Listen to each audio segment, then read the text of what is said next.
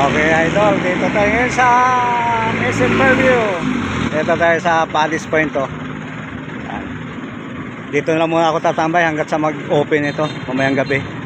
Abangan ko to para maganda yung tingin dito mamaya. Maraming papasok dito na mga magaganda eh. Abangan natin to sa mga alas 6 siguro open na to. Dito tayo ngayon na Robinson. Yan. Ito yung Robinson.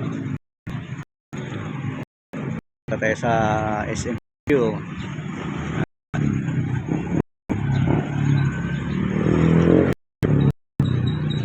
Ito kami dito ni Click.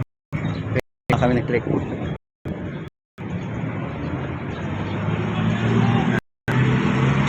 Grabe ng init.